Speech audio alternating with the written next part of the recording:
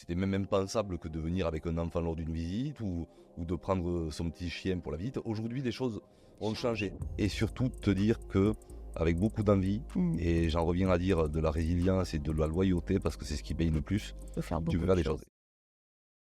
Salut à tous, je suis ravi de vous retrouver une nouvelle fois dans ce podcast. Aujourd'hui, j'ai le plaisir de recevoir Manuela qui va se présenter et nous allons traiter d'un sujet que certains connaissent très bien, qui est peut-on être mandataire ou en tout cas au sens le plus large indépendant et mener une vie de parent bien remplie.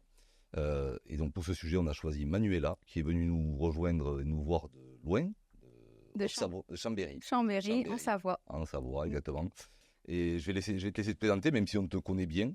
On sait qui tu es parce que ça fait quelques années maintenant que tu es chez nous, chez BSK. Oui. On a eu l'occasion de partager un déjeuner tout à l'heure qui pour l'anecdote, a le principe de pouvoir, sans dire briser la glace, mais pouvoir un peu s'adapter parce que tu avais une petite pointe de stress et puis en fait, il n'y a pas besoin parce que tu vas juste raconter ta propre vie. Et l'idée pour nous, c'est également de s'exposer sur les médias, mais au sens, encore une fois, plus large, c'est aussi donner à notre communauté, donc vous, peut-être des tips, des infos, vous rendre compte qu'on est tous logés à la même enseigne et que peut-être entre pairs, on peut s'aider justement à franchir des caps. Donc n'hésitez surtout pas, et pour nous soutenir Manuela, de réagir en commentaire, de poser vos questions auxquelles je me ferai le plaisir d'y répondre. Donc on est parti pour ce petit podcast. Et donc la première chose que je vais te poser, qui est le titre, c'est peut-on être vraiment mandataire immobilier, temps complet ou pas, et parent à la fois? Bien sûr, c'est tout à fait possible. La preuve, j'en suis la preuve vivante. C'est ça, tu as 3 enfants. Exactement, 3 enfants, donc de 20 ans, 17 et 8 ans. Ok. Non, c'est pas... disons qu'être parent, je pense, et indépendant, parce qu'en fait, c'est vraiment ça le sujet.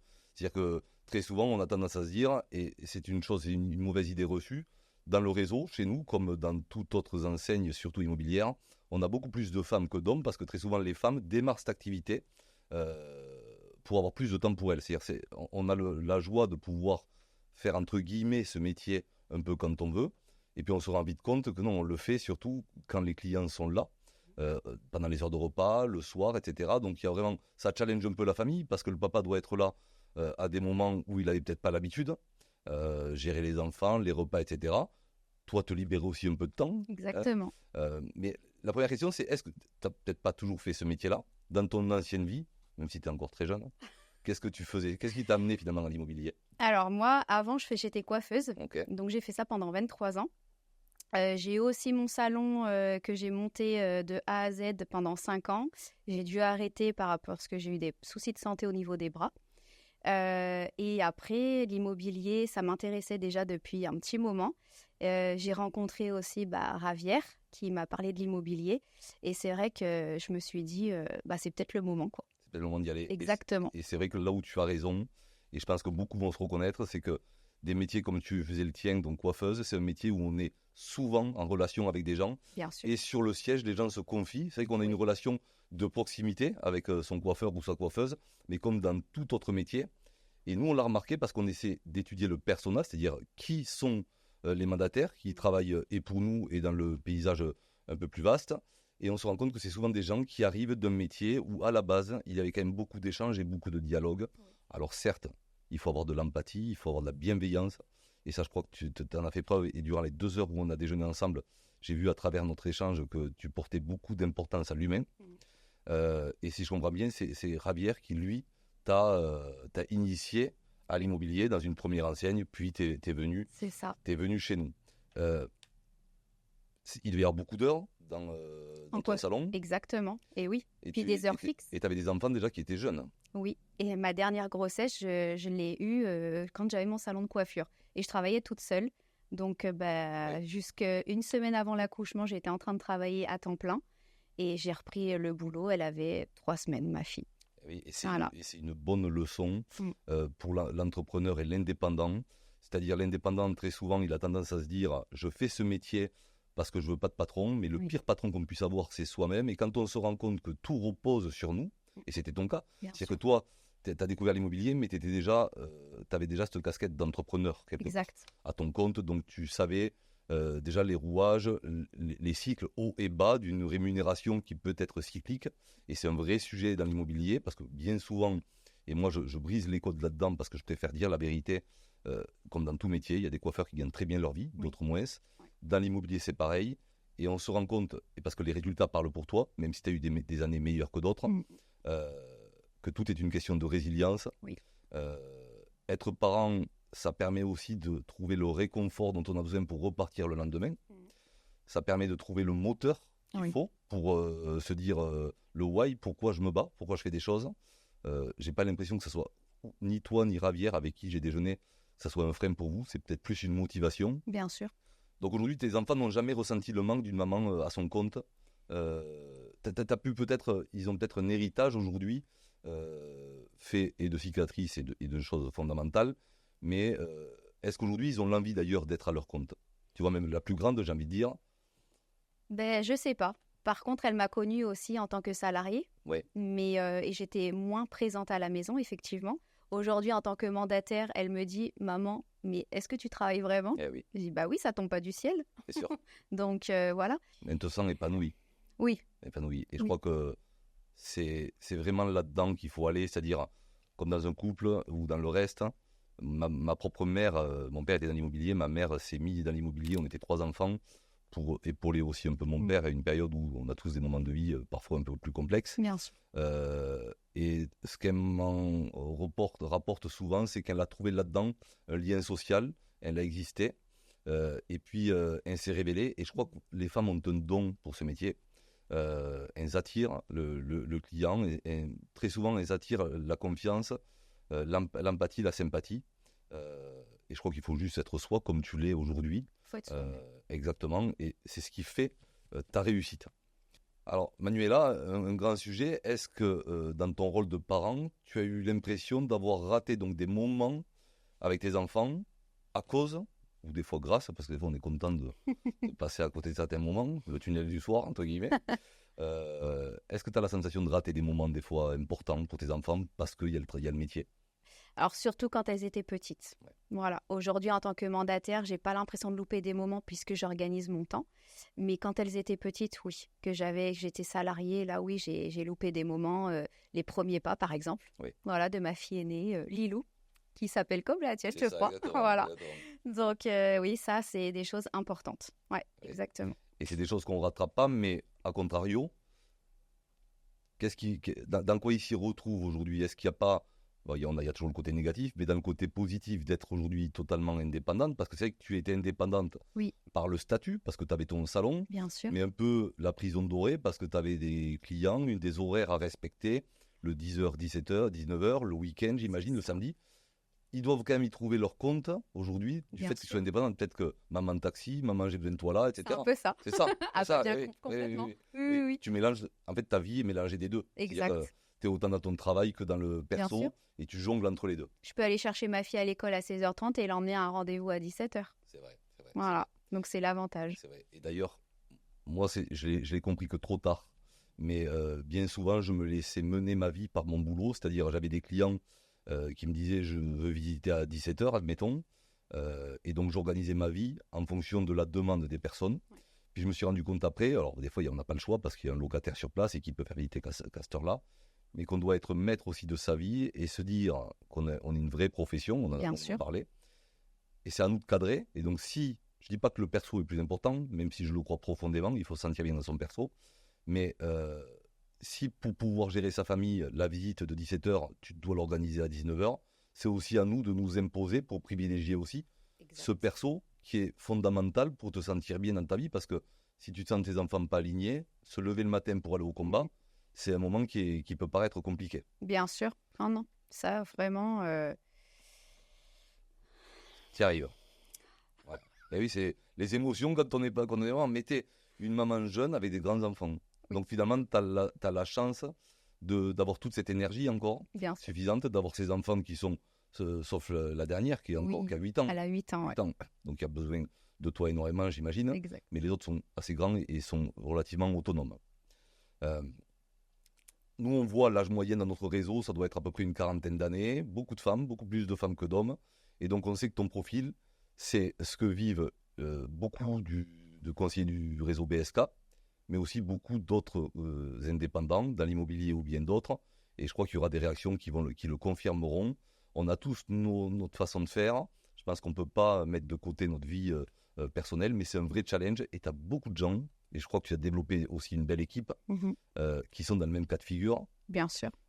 Qui se posent des questions. Tout à l'heure, tu me parlais d'une personne qui se posait la question à démarrer ce métier ou pas, etc. Oui. Mais je crois que plutôt que dire voilà comment on rentre un mandat, la première chose, c'est de pouvoir expliquer comment tu vas gérer ta propre vie. Parce que combien font l'erreur aujourd'hui de se dire j'ai plus de patron, c'est moi le patron, donc je fais un peu ce que je veux quand je veux.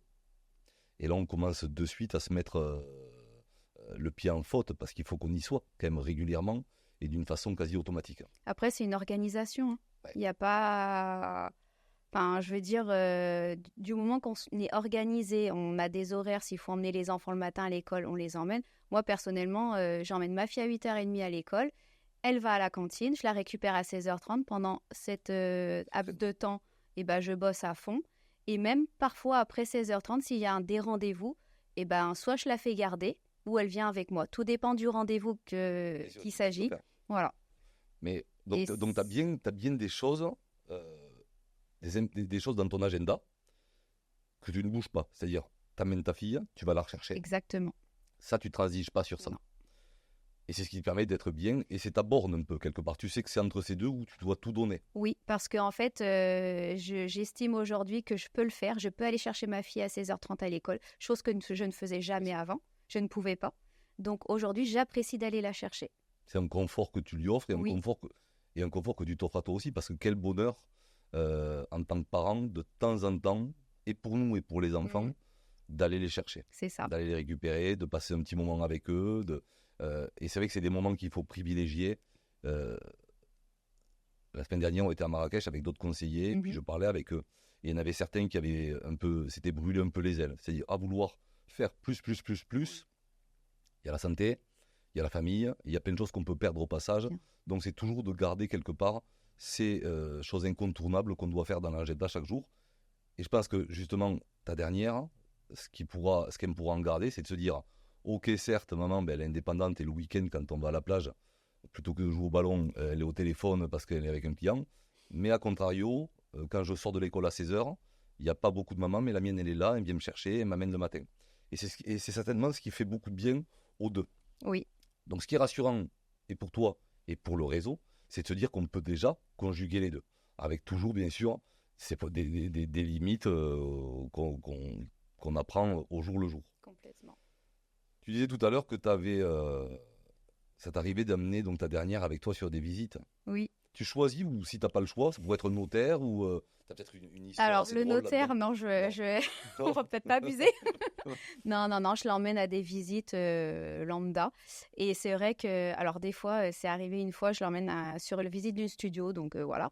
Et le studio venait d'être refait à neuf au niveau de la peinture, tout ça. Oui. Et elle commence à mettre les mains sur les murs, partout. Elle venait de prendre le goûter, donc c'était, voilà. Et puis les clients voulaient acheter l'appartement.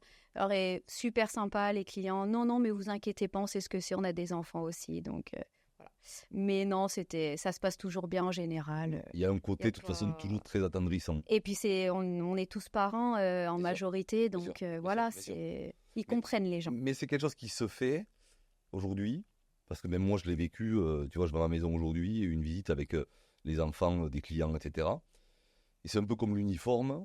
Moi, j'ai démarré il y a un peu plus de 20 ans dans ce métier, et à l'époque, il y avait donc le costume, il y avait... C'était même pensable que de venir avec un enfant lors d'une visite ou de prendre son petit chien pour la visite. Aujourd'hui, les choses ont changé sur ça. Et je crois que même dans la stratégie, venir avec un enfant ou un petit animal parfois, même si les deux n'auront strictement rien à voir, c'est attendrissant. Et ça crée un climat déjà de confiance. Oui. Donc, et c'est vrai qu'il ne faut pas se fixer de limites parce qu'il y en a beaucoup qui nous regardent et peut-être qui se disent moi je peux pas. Des fois c'est des pensées limitantes parce que moi j'ai mon fils le mercredi après-midi, moi j'ai ma fille et ainsi de suite. Je dis pas qu'on peut leur faire 35 heures avec nous, mais je crois qu'il y a des moments où si on est bien aligné, il n'y a ni de gêne pour l'avoir avec nous à ce moment-là, ni même de gêne de pouvoir travailler avec son enfant à la maison, même si c'est aussi ça difficile. C'est-à-dire que tu fais des appels, j'imagine, rendez-vous, etc. Et pas que pendant le moment où il n'y a pas tes enfants à la maison. Si tu es seul avec ta dernière, elle va te solliciter. Si tu as des coups de fil à passer, c'est peut-être là le moment le plus critique. Ça, c'est plus compliqué. Hein. Elle me dérange à chaque fois. Eh oui, Voilà. Malgré que tu lui dises. Mais je le préviens avant, elle est briefée. Hein. Non, elle vient toujours à chaque fois. Elle me dérange. L'interdit. Ah là là, ça c'est terrible. Qu'elle ne veut pas respecter. Ouais. Ça ou la visio. Alors la visio, il y en a qui vont en rigoler, mais combien de fois vous c'est qu'en visio, on voit les enfants passer derrière et aujourd'hui, on s'en offusque plus. Mais c'est vrai que puis à 8 ans, c'est des petits encore. Aujourd'hui, on se permet plus de choses avec nos enfants. C'est vrai. Et on les fait participer à notre vie professionnelle et je trouve que c'est bien aussi. C'est vrai. Voilà, parce qu'on est parents, mais on travaille. On a 2 rôles en fait, donc on les fait participer. On imbrique les deux vies. Voilà, c'est ça, exact. Ouais. Mais tu le disais pendant le repas, toi, tu as des enfants d'âge assez différents, donc 20 à 8 ans, donc c'est quand même une génération quasiment d'écart. Et tu as vu la différence, parce que c'est 2 filles, les opposés, la différence d'enfants à 8 ans, d'éveil et puis de façon de vivre. Ça n'a rien à voir. C'est plus pareil. Ah bah oui. Après, c'est peut-être aussi le fait que moi, je sois aujourd'hui mandataire et que je travaille de la maison. Oui. Donc, je suis toujours présente avec elle. Mais non, pour moi, c'est un énorme avantage. Oui. Aujourd'hui, je ne reviendrai pas en arrière. Et non. Et c'est d'ailleurs, alors je ne dis pas le danger, oui et non, c'est quand on a essayé ce métier et qui fonctionne, et pour qu'il fonctionne, il faut simplement s'y donner, être résilient, beaucoup de résilience dans ce métier. On a tendance à dire, tout à l'heure Ravière le disait, on fait une vente. Alors des fois on a des ventes, je le disais, une vente un peu coup de chance, tu fais une pige, tu as quelqu'un, il te dit oui, le lendemain ton appel sonne, c'est le bon client, le truc qui se vendait pas depuis 8 mois se vend, et puis la personne en face se dit, pour une visite, elle m'a pris 20 000 euros. C'est ça. C'est pour toutes les visites qui mettent beaucoup plus de temps et beaucoup plus de travail, mais quand ça fonctionne, le problème il est qu'on se dit quoi faire d'autre. Oui. Parce que combien de fois on se pose la question. C'est normal de se poser la question, de se dire de temps en temps, j'en ai marre, j'ai envie d'arrêter. C'est humain de se dire dans des moments où ça ne marche pas, où ça ne marche plus, c'est plus fait pour moi. Faut persévérer. Persévérer. Être résilient, se dire j'ai su faire, je vais savoir refaire. Et on parle du sujet d'enfant, je vais parler pour moi. Moi, c'est vraiment la meilleure chose que j'ai aujourd'hui. C'est-à-dire ce moment de repos quand je les retrouve. Qui me ressource un peu et où je me dis t'as pas le choix et en plus allez, il y a pire dans la vie, tu vois. Tout à l'heure tu le disais, carrément. Tu regardes des gens travailler sur la route, il n'y a pas de sous-métier, mais qui vraiment galèrent. Physiquement c'est super dur, ils voient pas leur famille, ils sont fatigués quand ils rentrent le soir. À la fin. Mais c'est ça. Faut pas grand chose. Carrément. Donc on peut pas tout avoir et c'est un métier qui offre une grande liberté. Même pour les plus chevronnés, ils ont la liberté de se dire, et j'en ai vu certains d'ailleurs à Marrakech, qui travaillent 15 heures parce qu'ils sont faits comme ça. Oui. Mais quand ils veulent couper pendant 3 semaines, ils vont couper pendant 3 semaines. Et ils ont intérêt de le faire parce qu'il faut aussi schématiser la réussite au travers de moments de détente dans lesquels on va vraiment prendre du plaisir et puis se faire plaisir. C'est ça. Mais il y a des moments, et ça tu l'as connu avec un salon, et encore qu'un salon de coiffure, tu as peut-être un peu plus de récurrence, un client qui vient et qui revient. Oui. Là, ça change tout le temps. On a toujours des nouveaux clients. Là, ici, on est toujours en conquête de nouveaux clients. Même si, et je pense que c'est ton cas, aujourd'hui, tu as un réseau qui s'est fabriqué, peut-être un noyau déjà à la base par ta première activité, mais la bienveillance, l'écoute et la loyauté fait que ce réseau grandit petit à petit. Tu sèmes et tu finis par récolter, mais ça met beaucoup de temps. Bien sûr. Beaucoup de temps. Et des passages à vide, on en a tout. Tu as connu 2022 avec une année magnifique, et puis une année après...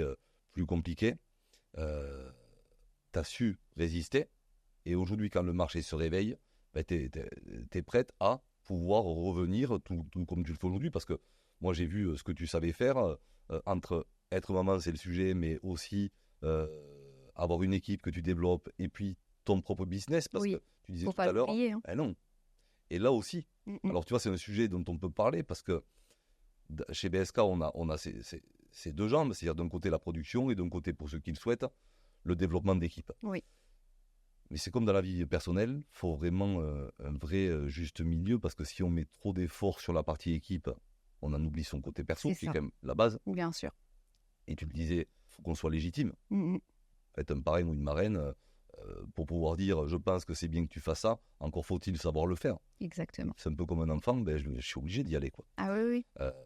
Mais à force de trop en faire, on s'oublie aussi parfois. Eh oui. On pense à l'équipe, mais aussi on a notre propre business à nous qu'il ne faut pas oublier. C'est ça. Ça m'est arrivé, ça nous est arrivé. Et pour le coup, on a su rebondir derrière à s'occuper un petit peu moins de l'équipe pour pouvoir se recentrer un peu sur nous. Et aujourd'hui, on arrive à allier les deux sans souci. Mais, comme pour des enfants, tu donnes le chemin. Oui. Et après, ils sont indépendants. Exactement. Pas leur mère, tu es leur marraine. C'est ça. Donc oui, tu leur réponds, tu dis, je ne suis pas ta mère, je suis juste ta marraine. Exact. Donc je te donne les clés. Je te dis comment faire, en tout cas, comment pour moi ça a marché. Oui. Si maintenant tu ne mets pas en application, tu ne peux pas être toujours derrière eux. Et tu ne peux pas non plus répondre à toutes les questions qui n'ont pas de sens toute la journée, qui viendraient parasiter. Et tu vois, c'est là où c'est que quelque part, il y a vraiment un pont entre le rôle de parent, et je ne dis pas de parrain, marraine, etc., mais de l'activité d'indépendance. C'est fait de... c'est la dose, le secret dans la dose. Il y en a certains qui le disent, mais c'est vrai, je dose le truc et je ne m'embête pas ni avec des gens dans mon équipe, ni avec des mandats qui n'en valent pas la peine parce que le client ne me le rend pas, avec des choses sur lesquelles... il n'y aura pas de sortie. Carrément. Un client, je veux dire, un filleul qui, tu sens que tu as tout donné, mais ça ne fonctionne pas. C'est quoi ton discours sur quelqu'un comme ça? Quand j'ai tout donné et que ça ne fonctionne pas, je ne vais pas user mon énergie pendant 10 ans. Hein. Ça, c'est clair. Hein. Donc, il faut passer à autre chose à un moment donné. C'est qu'il n'est pas fait pour ce métier. Exactement. Il faut savoir même... alors, c'est que le dire, des fois, c'est compliqué parce que la personne a l'impression d'être jugée. Il y a la façon de dire les choses. Exactement, c'est ça. Je pense que l'honnêteté, ça commence par accepter quelqu'un dans l'équipe et lui donner les armes, mais savoir lui dire aussi à un moment donné, peut-être que tu es à côté et que ça ne fonctionnera pas pour toi, parce que, et tant mieux, c'est pas un métier qui est fait pour tout le monde. Et oui, heureusement. Tout le monde serait agent immobilier, sinon, ou mandataire. On voudrait pas, on voudrait quand même avoir les parts de gâteau les mieux possibles. Tout l'objet même de ce podcast, tu vois, tout à l'heure, tu te posais des questions, et moi, je suis comme toi. Moi, souvent, je me dis, dans des moments comme ça, quand on pose des questions, je me dis, mais est-ce que je suis légitime? Tu vois, est-ce que vraiment j'ai quelque chose à apprendre? En fait, on n'a rien à apprendre aux gens, on a juste à livrer des expériences qui vont permettre à d'autres personnes de s'identifier ou de se dire, bon, en fait, si c'est possible. Tu vois, moi, je prends un exemple qui, pendant des années, était pour moi un complexe. J'ai arrêté l'école à 14 ans, donc je mettais sur LinkedIn que j'avais fait des grandes écoles. Et pendant bien longtemps, jusqu'à que l'école m'ait demandé de faire un repas des anciens élèves. J'ai dit, il faut que je l'enlève. Et puis avec le temps, je me suis rendu compte que la force, elle n'était pas d'être mégalo à me dire, ben moi, j'ai réussi avec rien, c'est faux. J'avais une famille autour de moi, c'est beaucoup plus qu'un MBA ou beaucoup d'argent. J'avais des gens qui me soutenaient. Et tu as eu l'ambition aussi. L'ambition, et surtout te dire que, avec beaucoup d'envie, et j'en reviens à dire de la résilience et de la loyauté, parce que c'est ce qui paye le plus, tu peux faire des choses. Et donc quand tu passes ce message à des gens qui sont dans le même cas de figure que toi, il y a 20 ans, et pour qui en société on te dit, si tu n'as pas de diplôme, il n'y a rien pour toi. C'est faux. C'est totalement faux. Alors oui, on ne sera pas médecin quand on n'a pas de diplôme, mais on sera sur des métiers du commerce, des métiers donc comme le nôtre, qui sont des métiers difficiles, certes rémunérateurs, qui apportent beaucoup de choses, mais qui sont des métiers cycliques et donc il faut être capable de gérer les hauts comme les bas. Exact. Quand on n'a pas d'enfant, j'ai démarré sans enfant, il n'y a pas de limite, mais justement c'était pas bon parce que je me grillais, je dormais au bureau, je mangeais mal, je rentrais pas, j'avais personne qui m'attendait. C'est un luxe quand tu démarres. Mais après, ça devient la limite qu'on te fixe et la tienne qui te dit, ben moi, à 16h30, je suis désolé, mais j'ai ma fille à aller chercher. Et quelque part, ça te sécurise et ça te protège. Bien sûr. Ce genre de choses-là. Tout à fait. Donc, c'est la façon de voir les choses en se disant, est-ce que ça me limite dans mon travail ou non? Est-ce que justement, ça me préserve et ça préserve les miens? Moi, je trouve qu'il faut savoir poser des limites à un moment donné. On a nos enfants. Pour moi, mes enfants sont en priorité, pas prioritaire. Alors, mon travail, je l'adore, mais mes enfants sont prioritaires. Je mettrai pas ma fille à la garderie, par exemple, du matin pour aller à un rendez-vous à 8h30. Bah non, je la pose à 8h30, je viendrai un quart d'heure après. Je suis d'accord. Voilà. Alors, si des acquéreurs ou vendeurs nous écoutent, ils vont se dire c'est agents immobiliers, je savais qu'ils étaient comme ça. Mais c'est vrai que je considère, moi, qu'un client acquéreur-vendeur, s'il veut visiter ou me voir à 8h du matin, pour X raison je ne suis pas disponible, s'il est vraiment motivé, il trouvera la solution pour venir me voir à 9h. Parce que si demain il prend rendez-vous chez l'ophtalmo et qu'on lui dit c'est samedi à 100 km à 17h44, c'est OK. Il va y aller. Et on se l'est dit, on n'est pas sous-métier, on est légitime. Tu le dis à tes clients, je ne suis pas là que pour ouvrir des portes. Exactement. Il y a la partie visible de l'iceberg, il y a ce que les gens voient quand on va chez le notaire, signer un bon de commission à X milliers d'euros. Et je peux comprendre que pour un client, qui t'a vu une seule fois, Mm. pour qui tu lui as ouvert une maison, il se dit, mais attends, mais en fait, son métier, c'est quoi? Il ouvre la porte, il me prend 20 000, puis il part avec sa dernière voiture, et ainsi de suite.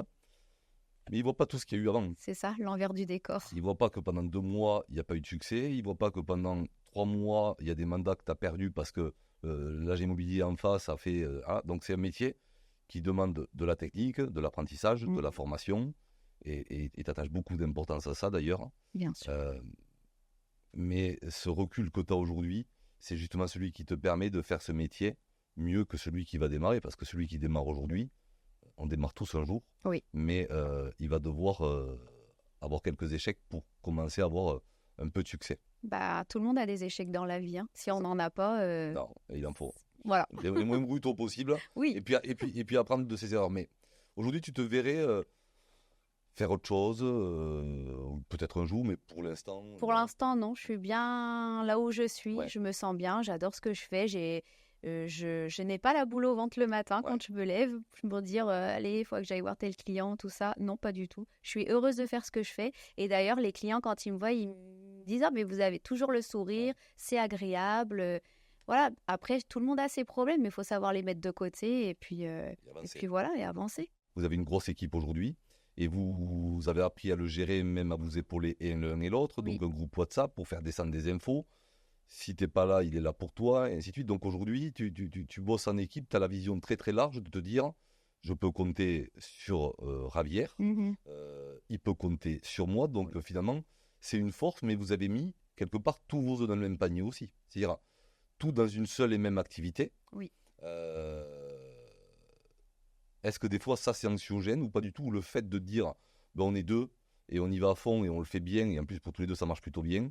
Il n'y a jamais de question de cet ordre-là, se dire oui, ça peut être dangereux, etc., de bosser dans la même activité, ou de bosser aussi ensemble d'ailleurs. Oui, bah, c'est pas toujours évident de travailler ensemble, hein, c'est clair. Après, chacun a ses clients, enfin voilà, ça se passe plutôt bien. On garde beaucoup d'entraide, parce que ça, je trouve que c'est hyper important, et pour l'équipe aussi d'ailleurs.